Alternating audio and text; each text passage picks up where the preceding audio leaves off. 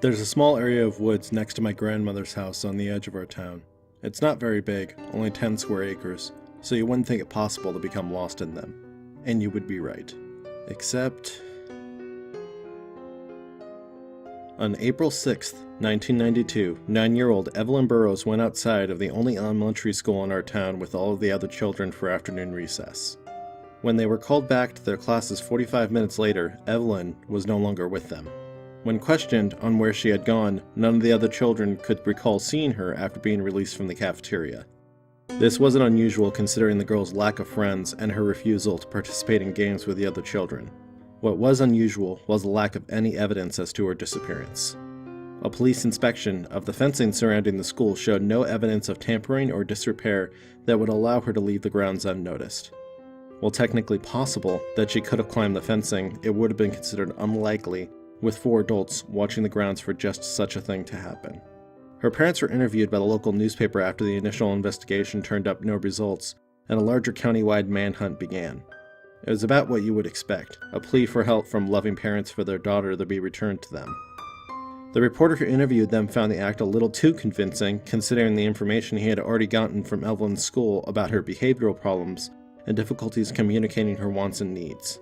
After Evelyn's school records, including notes from the school counselor concerning his belief that her behavior stemmed from possible abuse at home, were leaked to the reporter anonymously, the investigation began to focus on her parents. Tim Burrows was an alderman and supposed pillar of the community, so the police had to tread lightly in the beginning of the investigation. Thankfully, they didn't have to tread long, as once Mrs. Burrows was removed for questioning into a separate room, she began to tell the true story of Evelyn's home life. A life that included being locked alone in her room from 6 p.m. to 6 a.m. 7 days a week because Mr. Burrows would not tolerate distractions, and playing games of "Is Mommy too drunk to take me to school" in between. Mr. Burrows was arrested and charged with child abuse.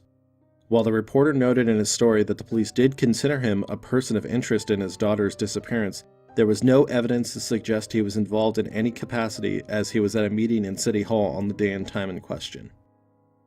He was eventually convicted on 2 counts of child abuse and spent 10 years at a state penitentiary. No evidence was found in the pursuing statewide manhunt for Evelyn Burrows for the next 10 months. On January 9, 1993, my grandmother was in her front yard next to the 10-acre wooded property. Before the cancer took her a couple of years ago, she made an almost daily ritual of going out and feeding the various squirrels and other wildlife that called the wood next door their home. On this particular day, she never got the chance to, as before she could refill the bird feeders that decorated her yard, she found a child's shoe sitting just where the grass of her yard met the woods. She told me later that it was the color that caught her eye. Being the boy that I was at that age, I refused to wear any color I considered girly, and the shoe on the border of her lawn was a bright pink, brought to raggedness by slight wear and small splatters of mud. What made her call the police when she found it, much to the waiting squirrel's disappointment, was the name written on the tag under the tongue of the shoe: Evelyn Burrows. For the next 2 weeks, interest in the missing child's case was renewed, and the woods combed thoroughly for any other signs of her. Nothing was ever found. On April 8, 2005, 10-year-old Philip Borg was in his backyard with his older brother Sam. They had just finished setting up a viewing box to catch the tail end of a solar eclipse when Sam looked into it to check and make sure that it was working okay. When he took his face away to tell Philip to go ahead and look in the box, he was no longer behind him. Another minute of calling out his name convinced him that he was no longer outside. Another minute in the house convinced him that he wasn't inside of the house either. Mrs. Borg arrived home at approximately 7 p.m. from her shift at a local convenience store to find Sam frantic. The police were called a half hour later when Mrs. Borg wasn't able to locate Philip inside or outside of the house. Just as with Evelyn Burrows 13 years earlier, there was never any evidence found to convince the police that he had been abducted, the only shoe prints found in the wet ground belonging to Philip and Sam. By seeming coincidence, the same reporter who had received the anonymous school file of Evelyn Burrows received an anonymous voicemail from an unknown number with accusations leveled against Sam Borg. The voicemail described the ways in which Sam would capture and torture small animals, going into long detail about the various tools he would use and the places he would do it in.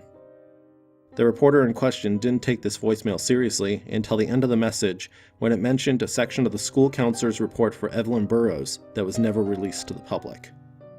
When the reporter checked on one of the locations mentioned in the voicemail, an abandoned house 20 miles away from the woods near my grandmother's house, he found a small collection of vivisected squirrels and rabbits nailed to the various walls of the abandoned house. When questioned by police concerning the poor wildlife that he had decided looked better as house decor, the high school senior broke down. He rambled on and on about how nothing was his fault, and that it was the only way he could stop thinking about his parents and what they'd done to him. When asked to elaborate further, he described how his Uncle John would come and visit him when he was Philip's age and make him take pictures with him. These pictures, he described, were found after a search warrant was obtained for the Borg household. Some of the photos show a younger Sam Borg performing sex acts on an individual later identified as John Freeman, a longtime friend of both Mr. and Mrs. Borg. Other pictures included children between the ages of 7 and 12 years old, including the recently missing Philip. Mr. and Mrs. Borg were arrested and turned state's evidence against Mr. Freeman in a concurrent FBI investigation. The court files that I looked at concerning that investigation described their testimony as invaluable in the case against the child pornography ring that stretched 3 states and over 27 convictions. None of those convictions were for the kidnapping of Philip Borg, and no evidence was found that Mr. and Mrs. Borg were involved in their son's disappearance. 10 months later, on January 7, 2006, my grandmother was in her backyard, topping up the bird feeders, when her new puppy crawled onto the fence and ran into the woods. The young golden retriever had done this a couple times before and only made my grandmother annoyed instead of fearful for its safety. A 2-minute walk in the woods was usually all it took for her to find the rambunctious little thing. When she did find the puppy, Charlie, it was barking at a Red Sox cap lying in the dirt of the 10-acre woods. The inside tag had the word Pip written on it. My grandmother had been following the story of the missing child and constantly complained about how no one seemed to care about the fact that he was missing in light of what happened to his parents directly afterwards. Because of this, she knew that Philip had a nickname that the other kids called him at school: Pip. Just as with Evelyn Burrows' shoe 13 years previously, there was never any more evidence found of the child in the 10-acre woods. On April 4th, 2018, 10-year-old Tony Ramirez was at a sleepover for a friend. This was a rare occurrence, as Tony was a very sickly child who wasn't able to leave his house for extended periods of time due to a rare medical condition. He had been having a rare week of good health, and his mother allowed him to join the event. The group of friends were up past the time all of them should have been asleep, playing a game that I'm honestly still surprised exists. They were taking turns going into the bathroom, turning off the light, and saying Bloody Mary 3 times into the darkened mirror. Interviews of the children later said that he had volunteered to go first in a show of bravery that would have surprised his mother. They all described the set of actions that happened as being the same. The door closed behind Tony and the lights turned off. All of them heard Tony's voice through the bathroom door chant Bloody Mary 3 times into the mirror and laughing nervously while doing so.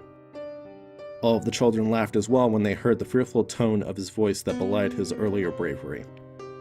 A couple of them say they may have heard another voice in the bathroom, but most of them describe hearing nothing as the child closest to the door opened it only to find an empty room. It took an hour for the birthday boy to get up the courage to wake his parents and describe the situation to them.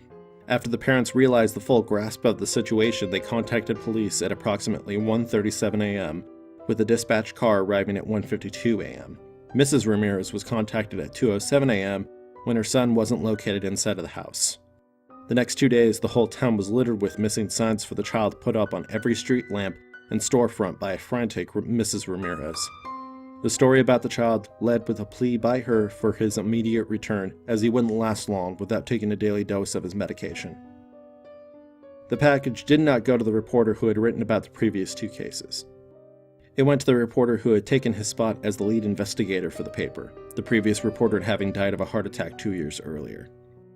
The package contained a bottle of Singulair, the boy's asthma medication, with the missing child's name written on it. Also in the package was a piece of paper that said, "Test me."